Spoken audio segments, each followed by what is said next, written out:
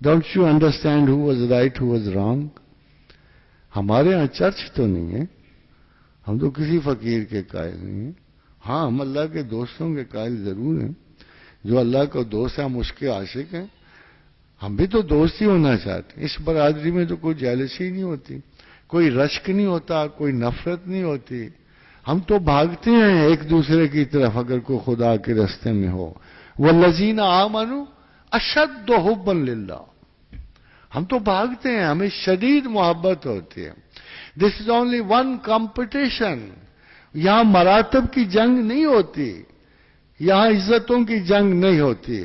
یہاں اخلاص اور انکسار کے مراتب ہوتے ہیں، یہاں علم و دانش کے مراتب ہوتے ہیں. مگر اس قوم کو اللہ تعالیٰ آپ پر کرم فرمائے، اس قوم کا اب انجام قریب آ رہا ہے. You have to rise to certain dignity which was never visited before. You have to come up to the last stage of that existence, which is so remarkable کہ شاید جس دشمن کو احساس ہے پورے 60 سال اس ملک کو کمزور کرنے کی مسلسل کوشش کی گئی. جملہ شیاطین وقت نے اور شیاطین آسمان نے اسی ملک میں ڈیرے رکھے ہیں. آپ کہو گے کیوں؟ آپ نے پاکستان جو نام رکھا ہوا. جملہ شیاطین جہاں ارتکاز کر رہے ہیں، وجہ یہ ہے کہ جب باب الایمان میں اللہ کے رسول سے صحابہ نے پوچھا یا رسول اللہ نماز میں وسوسے بڑے آتے ہیں، فرمایا عین ایمان ہے. فرمایا عین ایمان ہے. اور کہاں وسوسہ ہے؟ باقی تو ہر جگہ ہم شیطان کے ساتھ ہوتے ہیں، بازار میں، قصبوں میں، اوپر نیچے وہ ہمارے ساتھ چل رہا ہوتا ہے، وہ ہماری ہمسائیگی میں ہوتا ہے، ہمیں طریقے سمجھا رہا ہوتا ہے جھوٹ بولنے کے، کذب و افطرا کے. ہم بڑے بڑے کسب ڈھونڈ رہے ہوتے ہیں زمینوں پہ قبضوں کے. وہ تو ہمارے ساتھ ہوتا ہے، اس کو ہم سے تکلیف کیا ہے. ادھر ہم غلطی سے نماز کو اس نے کہا یہ کیا بیڑا غرق ہو گیا. اچھا بولا میرا ساتھی تھا، یہ نماز کو کہاں چل پڑا. پھر وہ اتنے وسوسے آپ کے قلب و ذہن پہ ڈالتا ہے. آپ مختصر کہتے ہیں یار جس نماز میں سکون ہی نہیں ہے اس کو میں نے کیا پڑھنا. پھر آپ اس کی مرضی کے مطابق نماز چھوڑ دیتے ہو. ہے نا مزے کی بات؟ بڑے ٹیکنیکل انداز سے وہ آپ کو چھوتا ہے. بڑے بڑے ذہین لوگ ملے کہ پروفیسر صاحب جب تک ہم پراپرلی کمیٹڈ نہیں ہوتے ہم نماز نہیں پڑھیں گے. نہ پڑھو بھائی، نہ پڑھو. یعنی ان کو یہ فریب دے رکھا ہے کہ تمہارے ذہانتوں کے مطابق یہ جنرل پریکٹس نہیں سوٹ کرتی. یہ تو چھوٹے لوگوں کا کام ہے، اندھوں کا، بہروں کا نماز پڑھنے کا. تم اتنے سمجھدار ہو کہ نماز کیوں پڑھ رہے ہو؟ اور کوئی اچھا کام کر لو، ریلیکس کر لو یار. عام چیئر پہ بیٹھ کے دنیا کے بارے میں کسی فلسفے پہ گفتگو کر لو. Why we to be so stupid کہ یہ تم نماز میں کھڑے ہو گئے. تو شیطان نماز میں بے حد و حساب وسوسے دیتے. آپ نے تو حد کر دیا، ایک ملک بنا لیا خدا کے نام ہے جی. اب ظاہر ہے جملہ شیاطین وقت کو حکم ارسال ہوا ہوگا کہ بتخلص اور یعنی توسط شیطان لعین حکم دیا جاتا ہے کہ اس مملکت خداداد پاکستان کے ہر شہری کو کنفیوز کر دو، ان کو پریشان حل کر دو، ان کو آپس میں لڑا دو. یہ تو حکم کب کا جاری ہو چکا. شکر الحمدللہ کہ 61 برس کے بعد ہم حضرت موسیٰ کو اللہ نے کہا تم میں 40 برس ہم نے لازم کیے پہاڑ پہ جانا، پھر 10 برس اس پہ ایڈ کر دیے. 1-2 دن نہیں، 10 برس اس پہ ایڈ کر دیے. حضرت موسیٰ کو 50 سال لگے تو ہمیں 60 سال لگے تو کون سی نئی بات. مملکت خداداد پاکستان کا وہ شاید بہت آگے ہم نے جانا ہو، بہت آگے. اور یہ ایک بنیادی بات تھی جو پرپز اور لائک آف ایجوکیشن تھا. وہ تشخص ہم اب بھی ذاتوں میں تقسیم، ہم اب بھی لوکیلٹیز میں تقسیم. بھائی کوئی تو اٹھے گا یار، مجھے اللہ عزیز ہے، پاکستان عزیز ہے. میرے مقدر کا فیصلہ تب ہوگا جب میں اپنے اسلامی تشخص تک پہنچوں گا. میرا تشخص کیا ہے؟ کمال کی بات ہے، کیا خوبصورتی ہے، اتنا حسن کس آیت میں ہو سکتا ہے جو مجھے زندگی کی سب سے بڑی بشارت دیتا ہے، ملت ابیکم ابراہیم۔ دیکھو آپ کو اس نے جنرل بشارت نہیں دی، ہر یقین رکھنے والا خدا پہ، ہر مواحد اپنا نہیں ہے، ملت ابیکم ابراہیم، ابراہیم کی اپنے باپ ابراہیم کی اولاد میں سے۔ کہاں تک اس نے آپ کو پہنچا دی؟ اس کے نزدیک تو ہر مسلمان جو ہے وہ ابراہیم کی اولاد ہے۔ ملت ابیکم ابراہیم ہوا سماکم المسلمین، اس نے تمہارا نام مسلمان رکھا۔ کمال کی بات ہے، اتنے درجات رکھتے ہوئے، یعنی پی ایچ ڈی کی ڈگری رکھتے ہوئے، ایم سی ایس کیا ہوا، میں پھر پلیٹ پہ میٹرک لکھوانا ضروری ہے؟ کوئی کیا ضروری ہے کہ میں اتنے اعلیٰ تشخص کو رکھتے ہوئے میں اپنے آپ کو خود پست کروں؟ یہ میں ابراہیم کی اولاد میں سے ہوں، میرا نام ہوا سماکم المسلمین، میرا نام مسلمان رکھا گیا۔ میں کسی سائیڈ ایشوز میں الجھنے والا نہیں ہوں۔ یہ شوق جو ہے کم ترین عقل کا ہے، یہ بٹ جانا ہے، تقسیم ہو جانا ہے، اپنی نااہلیت کا اقرار کرنا ہے۔ آپ کا مستقبل آپ کے تشخص کے ساتھ وابستہ ہے۔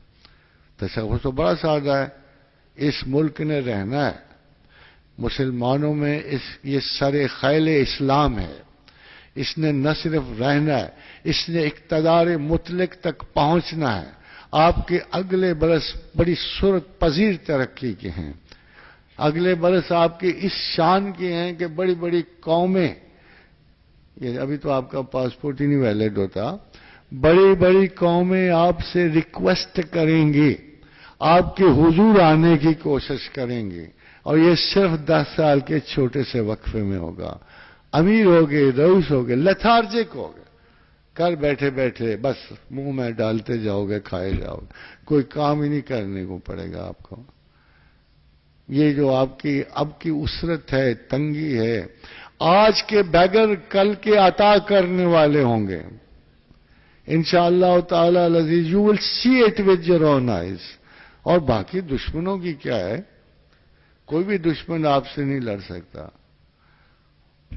وہ اب کوئی بھی ملک آپ کی طرف، اب کو انہوں نے آزما لیا۔ ابھی تو کل کی رپورٹ ہے اس کی، امریکہ کے تھنکنگ ٹینک کی، کہ ہم سب نے مل کے بڑی کوشش کی ہے پاکستان کو توڑنے کی۔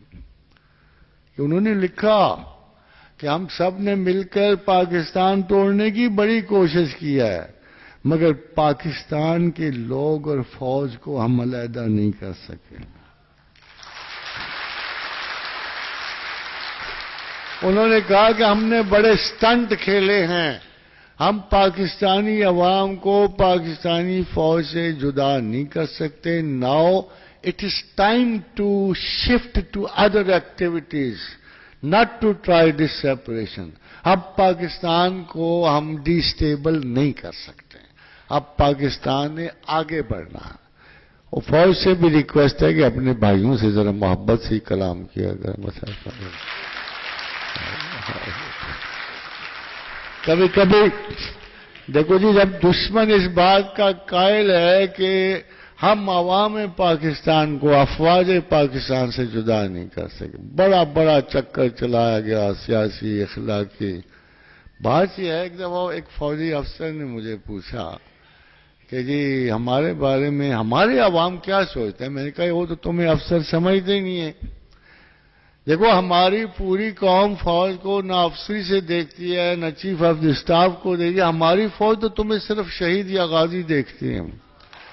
ہمارے پاس تو تیسرا تصور ہی کوئی نہیں اپنے افواج کے اوپر رکھنے کا۔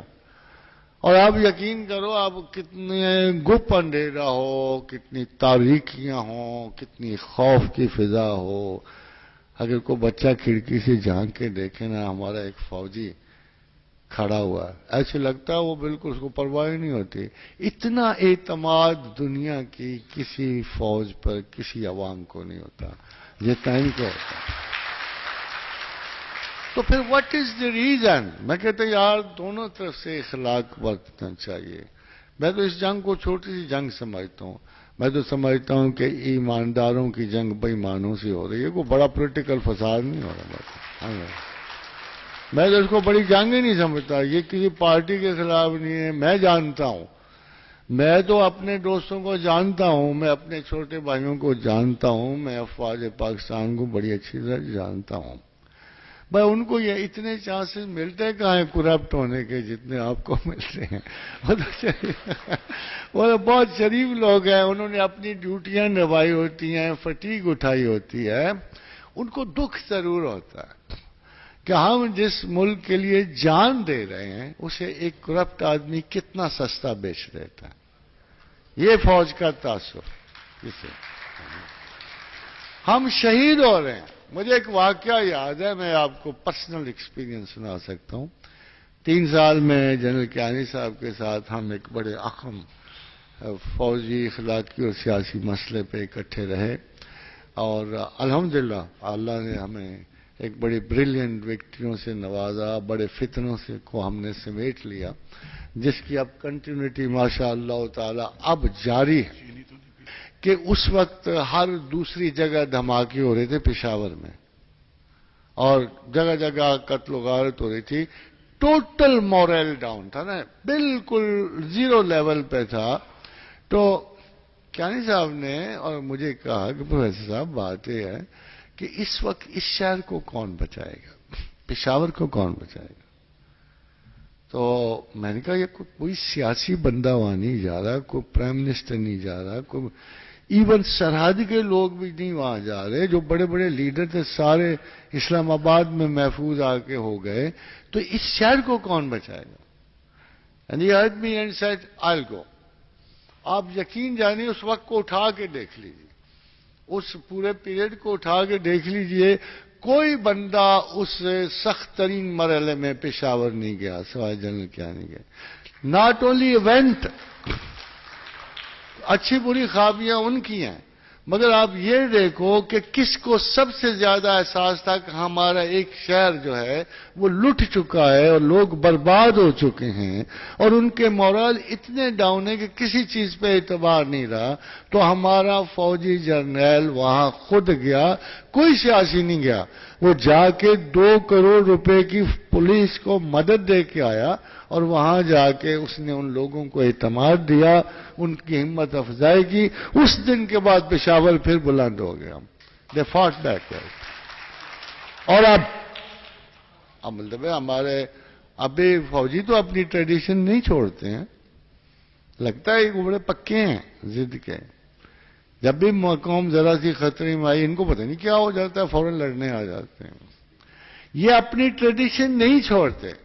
سچ پوچھو تو ان کو اسی شخص نے گائیڈنگ رولز دیے جو پاکستان کے خالق ہیں. یہ کم از کم اتنی پائیداری کے ساتھ ان چند اصولوں کو اپنائے ہوئے تھے جو ہم چھوڑ چکے ہیں.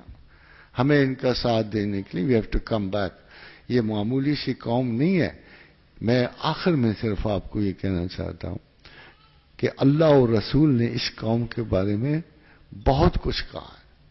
ہماری قوم مشرق سے نمودار ہونے والے جھنڈوں کے بارے میں بہت کچھ احادیث موجود ہیں.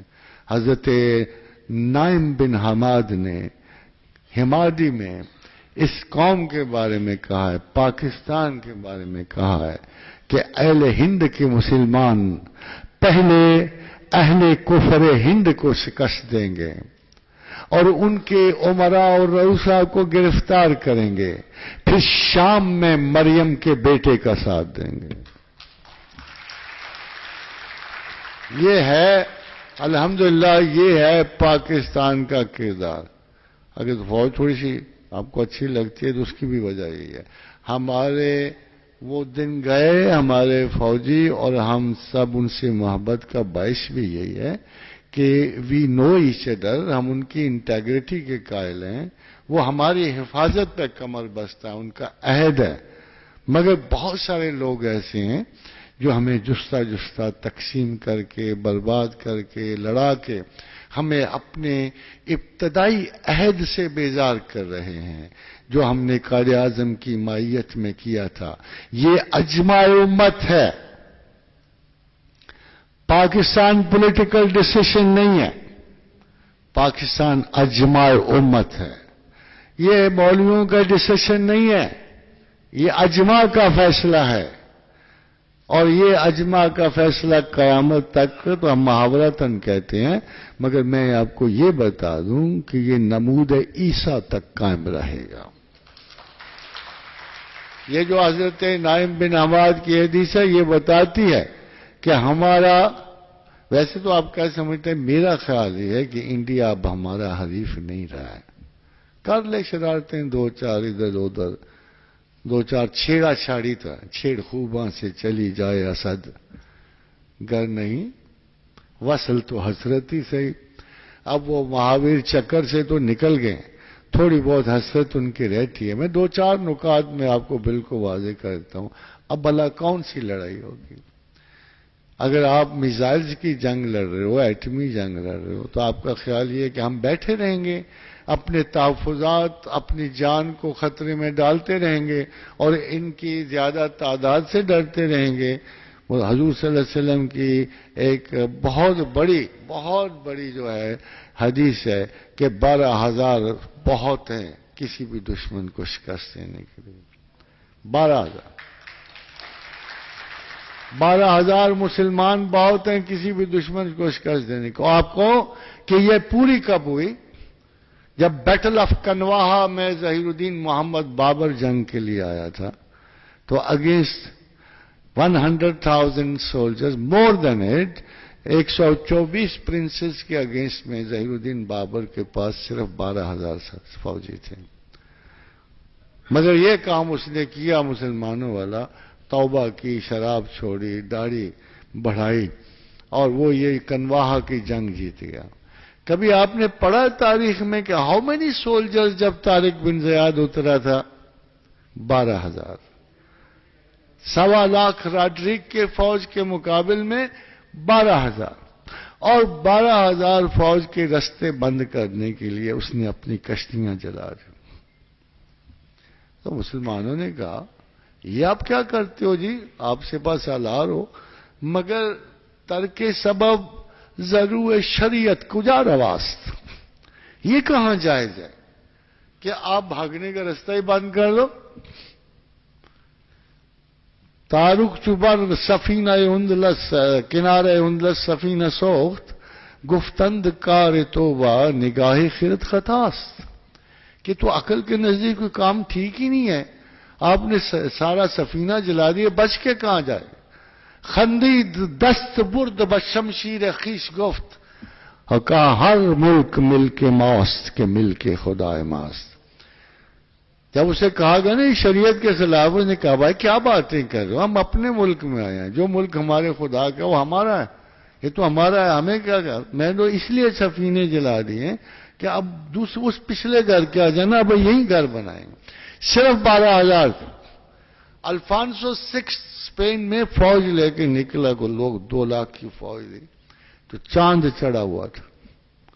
چاند چڑھا ہوا تو اس نے چاند دیکھا، بڑا چمکتا ہوا، آگے مسلمانوں سے جنگ تھی، تو اس نے کہا کاش کہ یہ چاند چمکتا رہے، ہم مسلمانوں کو شکست دے کے ان کے گھروں تک ان کا تعاقب کر کے ان کا قتل کریں گے۔ امیر یوسف بن تاشفین 12,000 فوجی لے کے اترا تھا، صرف 12,000۔ یہ جنگ زلاقہ ہے۔